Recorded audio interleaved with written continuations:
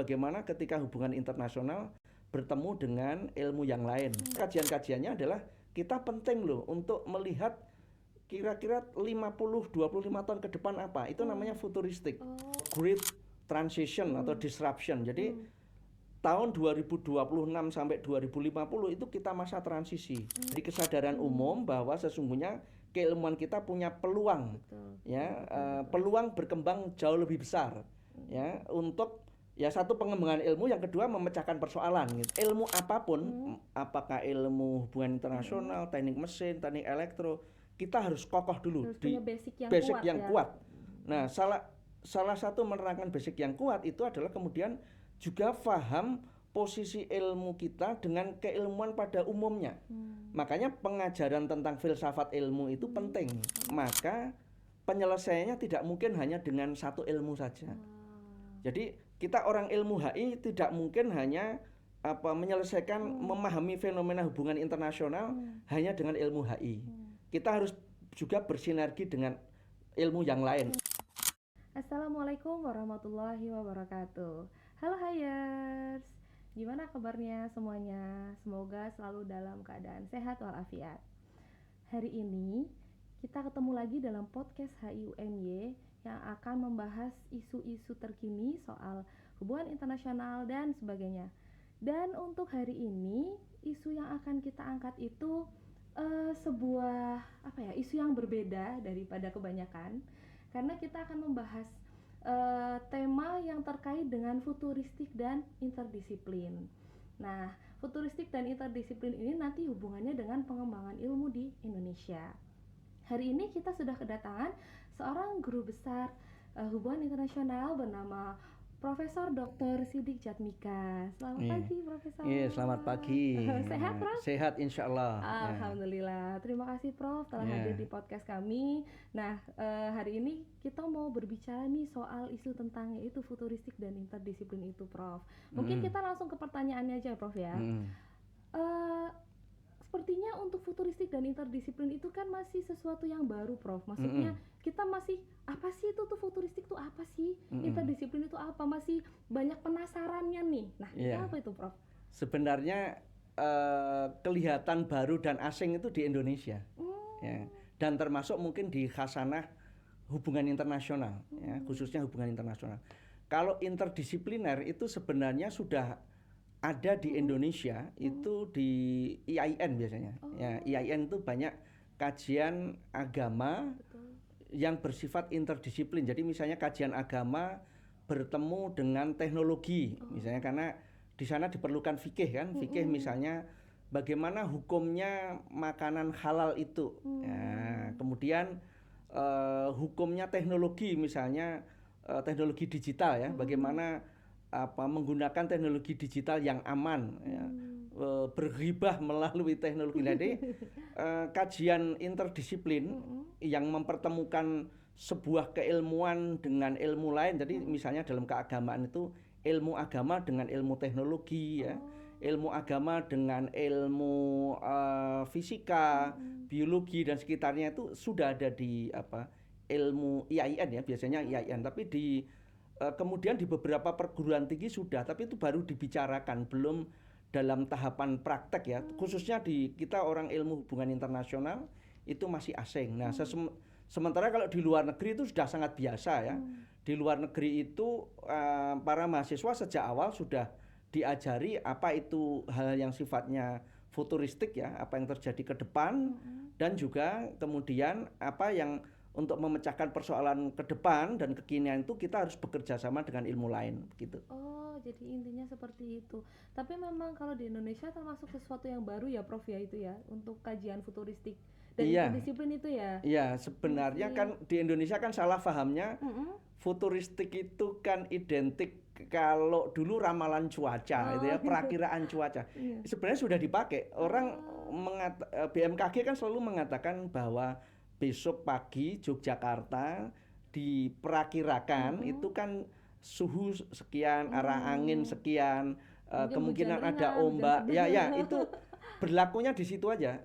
Itu satu. Yang kedua, kalau kita ngomong futuristik itu kayaknya mistik-mistik klenik-klenik gitu loh. Wah, iki Ronggo Warsito ngomong tentang zaman edan. Loh, besok itu kalau ada zaman edan itu kalau tidak edan tidak komanan gitu. Atau dulu di zaman ramalan Jayabaya gitu. Jadi sifatnya mistik-mistik padahal itu sebenarnya sains gitu ya. Jadi karena itu pada kesempatan ini kita menyampaikan pendekatan futuristik dan interdisiplin itu salah satunya adalah jadi ini kaitannya dengan pengembangan ilmu ya. Pengembangan ilmu pada umumnya khususnya di Indonesia. Kemudian karena kita dari hubungan internasional, bagaimana ketika hubungan internasional bertemu dengan ilmu yang lain. Nah, ini terus terang asbabul wurudnya ya, asal usulnya. Kenapa gagasan ini muncul? Itu berangkat waktu 2 tahun yang lalu saya mulai mengurus guru besar ya, profesor. Karena kalau di seluruh dunia ini kalau orang mengajukan diri menjadi guru besar atau profesor itu pasti harus ditanya Anda ahli di bidang apa. Jadi kalau kita orang ilmu hubungan internasional saja tidak cukup. Di dalam hubungan internasional itu ada ranting-ranting ya. Hubungan internasional kan cabang ilmu. Betul. Di dalamnya ada ranting 20 misalnya. Tentang ilmu tentang perang, tentang diplomasi, hukum internasional, kemudian perdagangan internasional. Nah, kita pasti ditanya dari 20 itu Anda ahli yang mana? Nah, gitu ya. Kalau di kedokteran sebenarnya udah ada, sudah lama. Istri saya dokter umum. Nah, tapi kemudian kan ada dokter spesialis penyakit dalam aja nanti jantung itu ada subspesialis lagi apa-apa. Nah, di fakultas kedokteran itu sudah ya ilmu kedokteran sudah sangat detail. Nah kita orang ilmu HI itu belum banyak melihat itu. Nah karena itu maka kemudian muncullah kesadaran itu karena kita harus menjelaskan posisi itu. Kemudian kedua itu kaitannya dengan linearitas ya. Jadi ketika ilmu hubungan internasional bertemu atau mungkin perlu meminjam ilmu lain ya, atau sebaliknya ilmu lain ingin meminjam ilmu hubungan internasional itu seperti apa. Misalnya begini, S1 saya itu hubungan internasional ya. S2 saya ilmu politik, magister ilmu politik. Oke lah, hubungan internasional dengan politik itu masih satu rumpun ilmu sosial. Karena hubungan internasional bagian dari ilmu politik yang bicara hubungan luar negeri. Nah, yang berikutnya itu S3 saya kan sosiologi. Nah, orang mungkin bertanya, loh ini orang hubungan internasional kok ngambil doktornya sosiologi? Ini linear atau tidak? Misalnya kan begitu. Nah, ya syukur alhamdulillah kalau sosiologi dengan ilmu hubungan internasional masih satu rumpun ilmu sosial ya. Nah, yang menarik lagi misalnya waktu saya kuliah doktor S3 sosiologi itu ada teman saya itu orang fakultas kehutanan. Kehutanan kan rumpunnya ilmu biologi ya. Ilmu biologi itu kan ilmu alam, ilmu hayat gitu ya. Nah, bukan ilmu sosial. Bagaimana orang ilmu alam kok kehutanan mengambil doktor ilmu sosiologi yang ilmu sosial. Nah, itu kan harus disampaikan ya. Pada akhirnya beliau juga profesor. Dulu ada profesor, ada doktor yang lulusan ITB itu ngambil S3-nya doktornya di Jerman, itu sosiologi industri ya. Ya, kita membayangkan kan industri itu kan manufaktur, itu ilmu eksakta saja. Ternyata dia mengambil doktornya sosiologi. Jadi bisa ya ketemu ya. Di Jepang tuh banyak insinyur teknik mesin itu ngambil doktornya di fakultas kedokteran. Bisa, kenapa? Karena di kedokteran tuh ada ilmu tentang mesin-mesin alat kesehatan kan gitu, elektromedik ya. Nah, jadi teknik elektro bisa ngambil dokter. Nah, itu perlu dijelaskan ya. Orang Indonesia belum familiar dengan itu. Kalau di luar negeri itu sudah biasa. Nah, itu alasan akademiknya ya. Sehingga bahkan itu kemudian mempengaruhi ketika seseorang meniti karir menjadi dosen ya. Itu kadang-kadang ketika awal menjadi dosen itu kita hanya diajari micro teaching. Diajari bagaimana cara mengajar yang baik, menyiapkan perkuliahan, mengevaluasi sampai memberikan penilaian gitu ya. Tapi jarang dijelaskan tentang pohon ilmu secara keseluruhan. Nanti bahwa semua ilmu itu asalnya dari filsafat. Filsafat itu punya anak 3. Ya itu rumpun ya. Ada ilmu yang hubungannya dengan Tuhan dan kemanusiaan itu humaniora. Kemudian yang tengah itu ilmu alam ya. Ilmu alam itu ada yang bernyawa, ilmu hayat, biologi. Kemudian yang tidak bernyawa itu adalah fisika gitu ya. Nah, kemudian yang ketiga adalah ilmu sosial, itu berbicara manusia ketika hidup berkelompok gitu ya. Nah, kemudian di dalam ilmu sosial itu ada subrumpun namanya ilmu politik. Ya, nah, ada ilmu politik, ada ekonomi, komunikasi, hukum gitu ya, psikologi gitu ya. Nah, di dalam ilmu politik, subrumpun ilmu politik ada cabang ya. Politik yang berbicara dalam negeri namanya pemerintahan. Bicara mengatur negeri namanya administrasi. Nah, administrasi negara ya. Nah, bicara hubungan antar bangsa, hubungan internasional. Jadi hubungan internasional itu cabang. Nah, di dalam cabang itu sebenarnya ada ranting-ranting ilmu yang kita sering nyebutnya skop ilmu HI ya. Sebenarnya semua ilmu juga pasti punya ranting-ranting itu. Nah, kita di Indonesia ini kita belum membiasakan tentang ranting itu. Jadi tiba-tiba pokoknya Anda ilmu HI gitu aja umum. Padahal harusnya kalau kita ingin spesialis sebenarnya sejak awal meniti karir dosen Anda sudah diberitahu ini ada 20 ranting. Anda mau pilih yang mana gitu ya. Itu ada hubungannya nanti dengan ketika kita di perguruan tinggi kan ada tridharma ya. Ada mengajar. Mata kuliahnya itu ya kalau bisa nyambung terus ya dengan itu. Meneliti ya, penelitiannya misalnya kita mengkaji tentang ilmu perang ya, ilmu perang. Ya nelitinya tentang perang-perang terus gitu ya. Terus kemudian dalam pengabdian pada masyarakat ya pasti ada hubungannya lah dengan konflik, pemecahan konflik gitu. Jadi tidak kemana-mana gitu ya, harusnya begitu. Artinya bahwa sudah spesifik ke situ ya Prof. Harusnya sejak awal ya, apalagi yang dulu waktu saya jadi dosen S1 itu Dr. Andes sekarang sarjana ilmu HI itu sudah bisa jadi dosen. Memang kalau S1 bisalah generalis. Orang S2 sudah mulai agak spesialis mestinya ya. Apalagi sekarang syarat dosen harus doktor. Kalau kita doktor mestinya ketika jadi dosen harus sudah paham itu ya. Nah, ini saya kira kesadaran ya penting untuk itu. Jadi kita harus menentukan minat kita gitu ya dari awal. Iya, minat itu termasuk karena nanti kaitannya dengan penelitian, pengabdian masyarakat sampai kemudian nanti ya mengajar juga ya. Termasuk ketika kita melakukan sesuatu sesuai dengan visi misi universitas ya atau lembaga yang kita tempati. Nah, itu alasan akademik. Alasan yang kedua itu real. Jadi kenapa kita bicara futuristik? Karena sesungguhnya gini, kalau kajian ilmu itu selalu secara umum ilmu apapun itu dibagi 3 dulu. Pertama ilmu klasik. Ilmu klasik itu bicara ilmu sebelum ada revolusi teknologi. Nah, jadi belum ditemukan mesin uap gitu kan. Belum ditemukan mesin cetak. Itu sehingga ketika kajian mesin cetak kan sekitar 1500 1700 lah sekitar itu. Jadi ilmu-ilmu sebelum tahun 1800-an itu sering disebut klasik. Ya sejak zaman kuno sampai tahun itu klasik. Nah, ilmu yang tumbuh di abad ke-18 atau 19 sampai hari ini ya sampai abad 20 ya, sampai perang dingin disebut ilmu kajian modern, era modern. Nah, sementara setelah abad ini 21 masuk 21 sampai hari ini 2025 orang menyebut kontemporer. Nah, setelah 2025 ini terus ngapain? Kita jarang ngomong itu. Padahal kajian-kajiannya adalah kita penting loh untuk melihat kira-kira 50-25 tahun ke depan apa. Itu namanya futuristik. Nah, jadi itu penting. Betul. Supaya apa? Kita nggak kaget.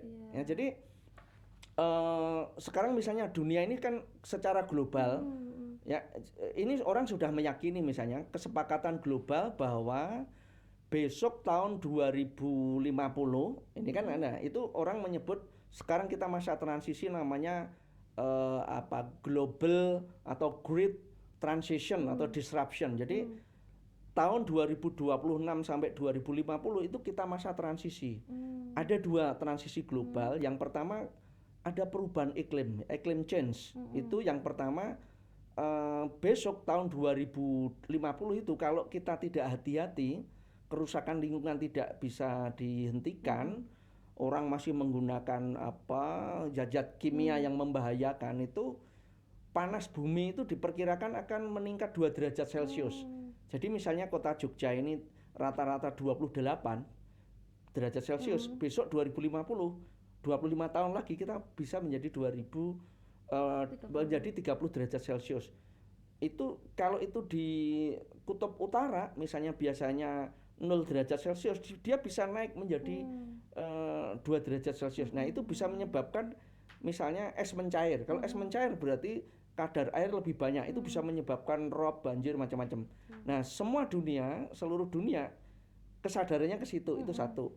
Yang kedua, energi ya. Energi kan selama ini kita pakai energi karbon. Karbon itu sesuatu yang dihasilkan dari bumi kemudian jadi energi, contohnya minyak. Nah, minyak selama ini kan menjadi energi dunia ya. Nah, paling penting lah sejak ya kira-kira 75 tahun yang lalu gitu. Nah, diperkirakan tahun 2050 itu minyak habis. Ya kalaupun banyak tidak sebanyak sekarang. Nah, padahal kita tetap harus berkendara, menggerakkan mesin ya. Nah, itu alat produksi kan harus digerakkan. Nah, nanti kalau minyak habis seperti apa? Nah, itu semua negara, seluruh dunia ada kesepakatan global untuk target-target itu. Nah, karena itu maka perlu dipecahkan. Itu namanya futuristik. Makanya sekarang kajian kita mestinya dalam semua kuliah bukan hanya hubungan internasional, kuliah apapun mestinya bukan hanya 3 ya, biasanya klasik ya sebelum tahun 1800-an, kemudian modern abad 19 dan 20. Nah, kemudian kontemporer abad 21 tapi awal ya sampai 25 ini. Nah, setelah 25 ini apa itu namanya futuristik. Oh, jadi kita bicara soal masa depan, itulah yang dinamakan kajian futuristik itu ya, Iya, karena apa? Itu penting supaya apa? Ini mirip dengan bukan ramalan ya, perakiraan cuaca. Jadi kalau kita sudah diberitahu besok hujan, Jogja kan ada hujan dan badai loh, kan gitu toh. Maka kita besok sebelum berangkat kita sudah menyiapkan, kita pakai mantrol, pakai apa, mungkin biasanya naik motor kita naik mobil gitu kan, apa sedia payung sebelum hujan ya, jangan sedia aku sebelum hujan kan lain gitu. Jadi kita sudah bisa menyiapkan, dan termasuk kalau nanti tiba-tiba ada hujan kita tidak kaget, kita tidak tiba-tiba minggir terus tidak sign ya ke kiri terjadi kecelakaan. Jadi kita lebih taktis. Nah, itulah fungsinya pendekatan yang futuristik. Jadi nanti ketika mengambil kebijakan itu sesuatu yang lebih terencana lah. Jadi sebenarnya kayak pertandingan sepak bola itu kan kita sudah memperkirakan musuh kita besok akan seperti itu. Ya, orang main catur kan juga begitu, memperkirakan dia ke sana, kalau ke sana saya ke sini. Jadi tidak reaktif tapi lebih sistematis, lebih taktis gitu. Bahwa artinya kajian futuristik dan interdisiplin itu penting ya, Prof? Iya, karena begini. Nah, setelah ada persoalan yang sangat kompleks itu, maka penyelesaiannya tidak mungkin hanya dengan satu ilmu saja. Jadi kita orang ilmu HI tidak mungkin hanya menyelesaikan memahami fenomena hubungan internasional hanya dengan ilmu HI. Kita harus juga bersinergi dengan ilmu yang lain. Itu bukan hanya HI, semua ilmu. Contohnya ya, ini kan kemarin menjadi terkemuka kan ketika ada pandemi Covid. Nah, sementara pandemi Covid ini asalnya dari negeri lain. Di situ juga banyak warga negara Indonesia yang tinggal di negeri lain harus dipulangkan ke Indonesia. Nah, jadi itu makanya kan perlu diplomasi tentang kesehatan. Bertemulah ilmu hubungan internasional dengan ilmu kesehatan. Nah, itu namanya apa? Nah, itu. Nah, jadi nanti banyak persoalan ya, banyak persoalan misalnya kenapa di Indonesia sering terjadi kecelakaan kapal, ya kapal penyeberangan gitu kan? Oh, ternyata overload, ya ternyata kapalnya overload, kemudian penumpangnya di situ lebih banyak dan truknya tidak dikunci dengan benar dan truknya itu kelewat berat karena odol ya, over dimension overload. Nah, harusnya kan nggak boleh. Nah, yang nggak boleh kan siapa? Peraturan internasional. Jadi orang hubungan internasional menyelesaikan persoalan kapal tenggelam tadi ya dengan tentu harus bekerja sama dengan ilmu kemaritiman, ilmu teknik mesin kan gitu. Ya, dengan ilmu geografi ya, ilmu geologi juga kan. Ya, jadi itu harus bekerja sama dengan perakiraan cuaca. Nah, di dalam ilmu itu sebenarnya kita punya peluang ya, ada lima cara ya, lima cara untuk kita bisa bekerja sama. Ya, yang pertama itu namanya, jadi ketika kita hanya menyelesaikan dengan ilmu kita sendiri itu namanya monodisiplin. Oh iya, Ya, jadi orang hubungan internasional belajar ilmu hubungan internasional sampai sedetail-detailnya itu monodisiplin. Nah, nanti ketika kita antar sesama hubungan internasional itu, karena di dalam hubungan internasional kan ada ranting, ada 20. Ya, jadi ada ilmu perang, ada ekonomi politik, ada hukum internasional, ada diplomasi, resolusi konflik. Kalau antar sesama ranting ilmu HI, jadi misalnya orang politik luar negeri, kan ada ranting politik luar negeri, bertemu dengan kajian ranting namanya studi wilayah. Nah, studi wilayah kan ada Timur Tengah. Maka bertemulah politik luar negeri bertemu dengan Timur Tengah. Antar sesama ranting ilmu dalam satu cabang hubungan ranting tadi, hubungan cabang ilmu ya tadi hubungan internasional, itu namanya intradisiplin. Jadi pertama monodisiplin, yang kedua ini intradisiplin. Ya, ketika di dalamnya saling bekerja sama. Sebenarnya kalau di kedokteran biasa, di kedokteran itu dokter kalau karena dia udah punya spesialis ya. Kalau dia melakukan operasi gitu kan, misalnya ada operasi amandel yang harus dianestesi. Itu kan ketemu ada dokter bedah, dokter anestesi, kan gitu kan.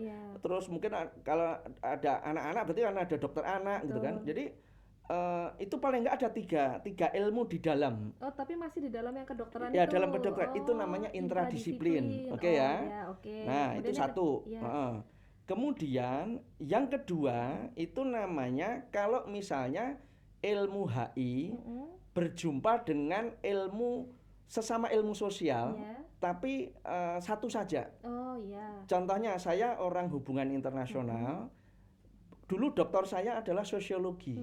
Sosiologi kan sesama ilmu sosial dan saya hanya pinjam satu saja. Nah, itu untuk mengembangkan kajian namanya sosiologi hubungan internasional. Jadi memahami fenomena hubungan internasional dengan meminjam ilmu sosiologi. Nah, itu namanya cross disiplin. Ya, lintas saja. Lintas tapi satu saja, itu cross. Jadi misalnya kita bicara hukum internasional. Itu kan ilmu HI ketemu orang ilmu hukum. Betul, itu namanya cross disiplin. Jadi cuma satu ilmu aja. Dan masih satu rumpun. Ilmu HI ketemu dengan orang bisnis ya. Jadi bisnis global, bisnis internasional. Itu cross disiplin. Kemudian yang ketiga ini dulu kita sering ngomong multidisiplin. Multidisiplin itu apa sih? Multidisiplin itu kita sebuah ranting ilmu atau cabang ilmu hubungan internasional meminjam lebih dari dua, tapi rumputnya masih sama sosial gitu, ilmu sosial. Jadi misalnya ilmu HI meminjam ilmu hukum dan ilmu ekonomi. Hukum dan ekonomi kan masih satu rumpun. Nah, itu namanya multidisiplin. Jadi misalnya bicara hukum bisnis global. Nah, itu kan HI-nya ada, hukumnya ada, ekonomi. Nah, itu namanya multidisiplin. Demikian juga nanti kalau teman-teman teknik mesin misalnya, teknik mesin bekerja sama dengan teknik nautika tadi ya, kelautan misalnya, maritim, kemudian dengan geografi. Nah, itu kan masih satu rumpun. Nah, yang seperti itu namanya multidisiplin. Multidisiplin tapi mereka rumputnya ilmu eksakta ya, ilmu alam ya, ilmu alam. Nah, kita juga begitu ya di ilmu. Nah, sekarang kalau ilmu HI kan sekarang ada teknologi digital ya, banyak kejahatan digital. Orang Indonesia dijual dalam tanda kutip kan sampai Kamboja, organnya diambil, terus dalam penipuan bisnis perdagangan manusia ya, dipekerjakan untuk penipuan ya, yang sifatnya elektronik. Nah, ilmu HI bertemu dengan teknologi digital. Itu kan rumputnya beda. Nah, ketika kita ilmu sosial bertemu dengan orang yang rumputnya berbeda, satu saja, itu namanya interdisiplin. Ya, orang ilmu HI bertemu dengan misalnya teknik mesin ya. Jadi misalnya kita ngimpor mobil-mobil Korea itu. Nah, mobil Korea kan masuk ke Indonesia pasti ada aturan-aturannya. Nah, jadi kualifikasi mesin ya dari kita. Nah, itu namanya interdisiplin. Interdisiplin. Yang tertinggi lagi, Mm-mm. kita menyelesaikan perkara misalnya sekarang makan bergizi gratis, MBG. Mm-mm.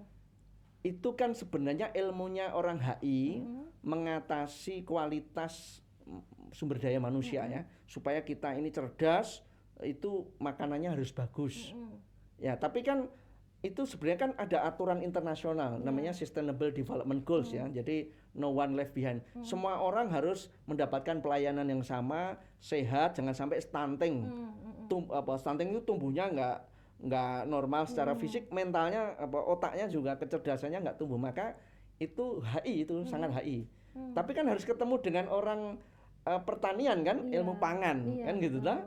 Ketemu dengan ilmu pangan. Ya, ilmu pangan kan ilmu eksakta ya, rumputnya beda. Tapi juga harus ketemu orang psikologi. Orang psikologi. Loh kan tidak semua makanan cocok untuk orang kota dengan orang desa, makanannya sama gitu kan.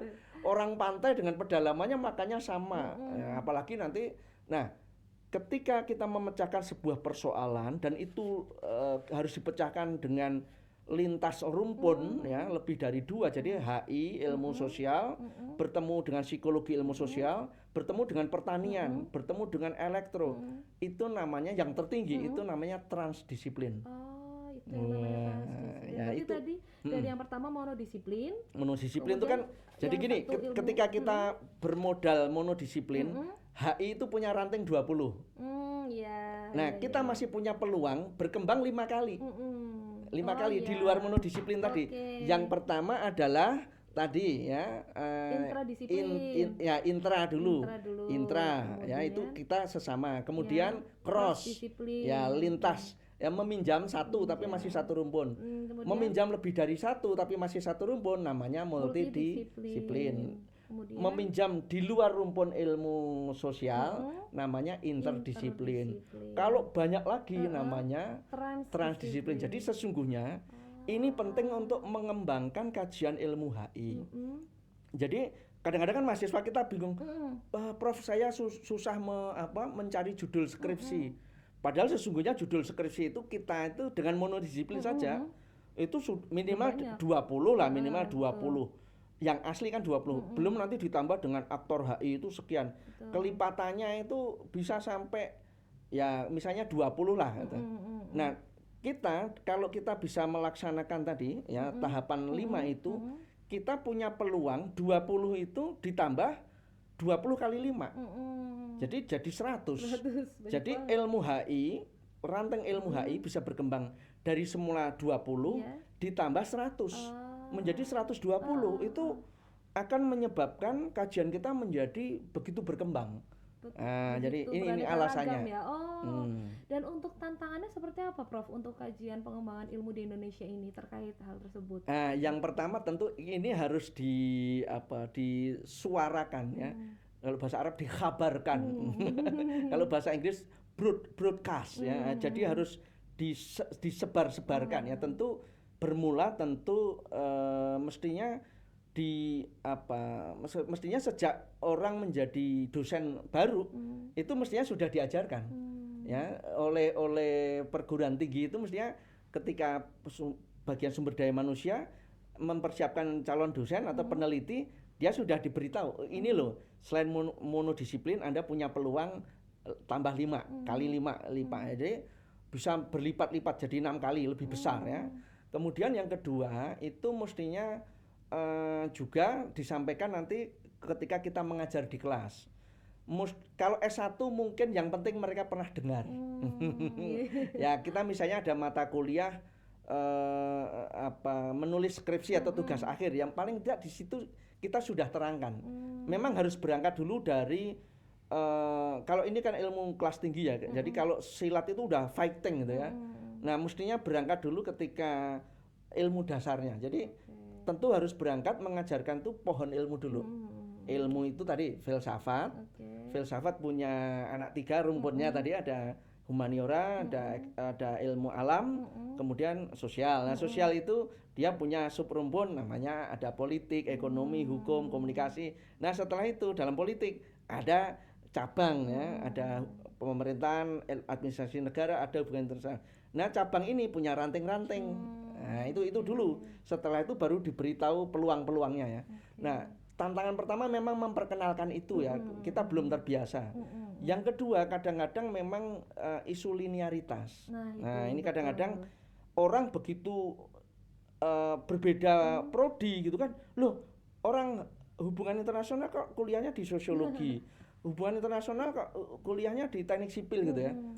Itu selalu memang terus terang dalam akreditasi itu pasti bermasalah. Betul. Karena seringkali ya ini rumputnya harus sama, termasuk nanti kalau ada dosen ketika S2 S3-nya meloncat di luar rumpun itu pasti sangat, misalnya gini, saya membayangkan sebenarnya jadi pengembangan itu mestinya di pascasarjana. Mahasiswa pascasarjana S2 S3 harus diterangkan tentang itu. Kalau S1 itu sudah diberitahu, nggak paham nggak apa-apa, tapi pernah dengar. Tapi kalau S2 S3 harus dijelaskan. Nah, memang persoalannya nanti biasanya ketika linearitas itu kan ditanyakan ketika orang mengambil studi melintasi tadi loh. Misalnya teman saya tadi dari prodi kehutanan ya. Kehutanan kan eksakta. Mengambil sosiologi atau ngambil HI. Sebenarnya kan nggak ada masalah. Yang penting bisa menerangkan. Nah, menerangkan ke orang lain itu kadang-kadang susah ketika orang lain belum paham. Betul. Apalagi kalau aturan itu kan kadang black white kan. Nah, ini pengalaman pada saya pada waktu saya mengurus guru besar, profesor, itu kan juga saya harus menjelaskan bahwa kalau saya S1-nya hubungan internasional, S2-nya masternya politik, itu masih satu ya, masih satu rumpun lah itu. Termasuk ke sosiologi masih satu rumpun ya. Itu, dan saya menerapkan itu namanya multidisiplin itu kisah ya. Tapi kalau teman saya tadi dari kehutanan ngambil sosiologi, berarti dia harus menerangkan, ini namanya interdisiplin gitu loh.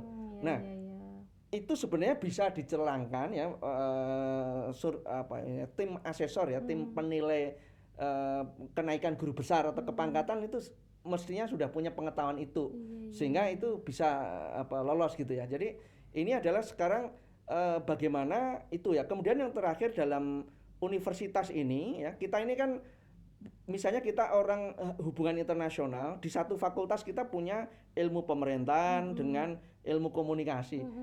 Setiap hari bertemu tapi nggak pernah berjumpa. Bertemu, saya jadi dosen 30 tahun. Tapi saya tidak pernah misalnya riset bersama dengan dosen komunikasi, dengan pemerintahan. Itu sendiri-sendiri. Harusnya kan sesama fakultas itu harus dibiasakan. Karena apa? Dolalah mungkin nggak ada anggarannya. Ya, apalagi kalau itu lintas fakultas. Itu lebih, misalnya ya kebetulan istri saya dokter, jadi saya setiap hari 33 tahun ngomong terus orang hubungan internasional dengan kedokteran, sehingga saya menulis jurnal diplomasi kesehatan ya, nyambung itu.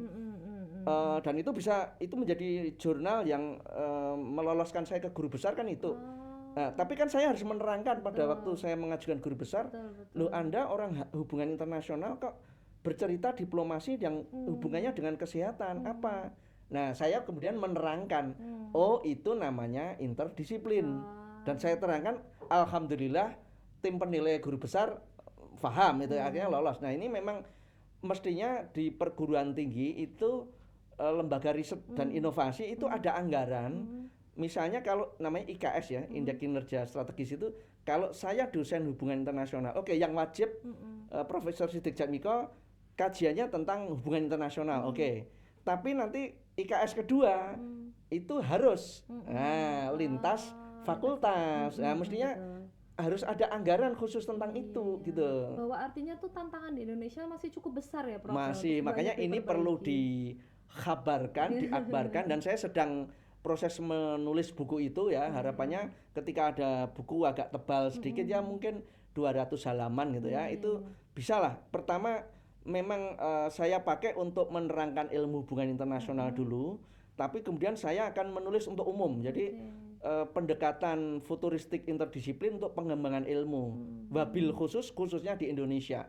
Nah, nanti ke depan saya akan menulis buku misalnya pendekatan futuristik interdisiplin untuk pengembangan misalnya kajian hubungan internasional dengan kesehatan. Nah, nanti setelah itu karena kebetulan di kampus kita ini kan ada program ini apa dokter spesialis ya. Dokter spesialis itu kan dia mestinya harus ngerti dah. Ada tata kelola global tentang kesehatan misalnya. Saya nanti dikembangkan juga interdisiplin ilmu HI dengan teknik sipil, dengan teknik mesin. Itu mestinya saya akan membuat buku-buku turunannya itu ya. Jadi dan semoga ini berkembang bukan hanya saya pribadi ya. Jadi bisa menjadi kesadaran umum bahwa sesungguhnya keilmuan kita punya peluang peluang berkembang jauh lebih besar ya untuk ya satu pengembangan ilmu, yang kedua memecahkan persoalan gitu ya.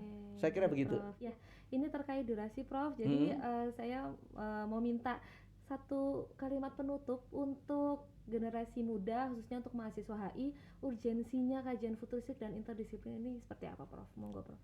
Pertama, kita harus kokoh dulu dalam ilmu kita. Ya, jadi kalau semua ilmu sebenarnya sama ya. Orang bela diri itu ya, apapun namanya, silat, karate, taekwondo, itu pertama pasti kuda-kuda, kakinya harus kokoh. Kan gitu. Betul. Setelah itu baru jurus-jurus. Nah, jadi makanya kita ilmu apapun, apakah ilmu hubungan internasional, teknik mesin, teknik elektro, kita harus kokoh dulu harus di punya basic yang ya. kuat. Nah, salah satu menerangkan basic yang kuat itu adalah kemudian juga paham posisi ilmu kita dengan keilmuan pada umumnya. Makanya pengajaran tentang filsafat ilmu itu penting. Filsafat itu jangan bayangkan yang kan membayangkan filsafat susah, enggak. Iya. Pokoknya nanti semua ilmu apapun kita akan mulai dulu dengan bahwa ilmu itu ibunya namanya filsafat. Filsafat itu punya anak tiga, namanya rumpun kan. Nah, ada yang hubungannya dengan Tuhan dan manusia sebagai individu namanya humaniora. Kemudian alam ya, alam yang hidup, ilmu hayat biologi, dan ilmu yang tidak bernyawa namanya fisika. Nah, setelah itu manusia hidup berkelompok namanya ilmu sosial. Nah, sosial dia punya ya nanti cabang-cabang, ranting-ranting. Semua ilmu, saya bukan hanya hubungan internasional. Semua ilmu itu harus kokoh dulu ya. Setelah itu baru diajari kemungkinan peluang-peluang ya. Peluang-peluang bahwa kita kalau bisa bekerja sama dengan ilmu yang lain, kemungkinan ilmu kita lebih berkembang. Yang berikutnya kita bisa memecahkan persoalan ketika bekerja sama dengan ilmu lain itu lebih komplit. Ya, termasuk juga tadi memprediksi ya. Jadi karena itu saya kira kajian ilmu sekarang perlu ditambah khususnya di Indonesia, bukan hanya klasik tadi sebelum abad 19 ya klasik, kemudian yang modern tadi kan abad 1920 modern. Biasanya kita berhenti sampai kontemporer aja. Ya, abad 21 sampai hari ini 2025. Nah, kita lupa bahwa sebenarnya kita penting memprediksi ke depan. Makanya Indonesia punya visi Indonesia Emas 2025.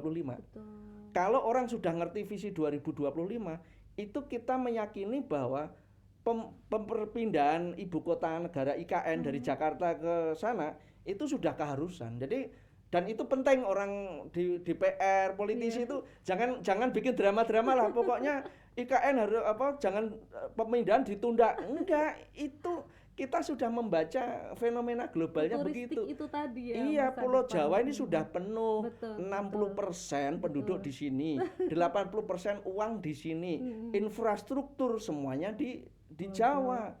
Kalau nanti tidak dipindah ke luar Jawa, ya kasihan Kalimantan kapan akan maju.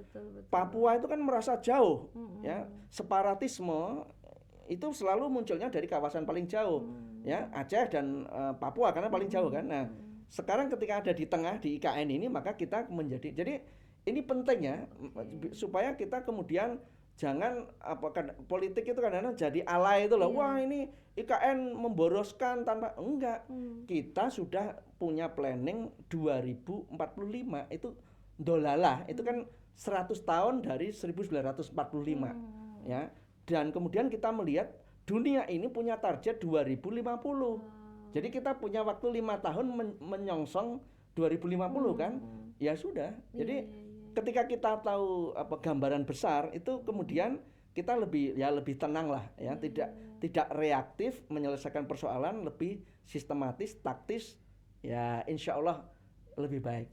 Ya, mantap mantap sekali Prof untuk pencerahannya hari ini. Terima kasih banyak. Yang tadinya kita nggak tahu tentang kajian futuristik, terus interdisiplin, terus tadi ada intradisiplin, cross disiplin dan sebagainya, kita jadi paham bahwa kita juga perlu untuk berkolaborasi ya Prof dengan ilmu-ilmu cabang ilmu yang lain seperti itu ya. Terima kasih Prof atas kehadirannya hari ini. Kita akan ke penutup dulu. Oke Hayers, gimana? Seru kan tadi kita ngobrolnya sama Prof Sidik Jatmika.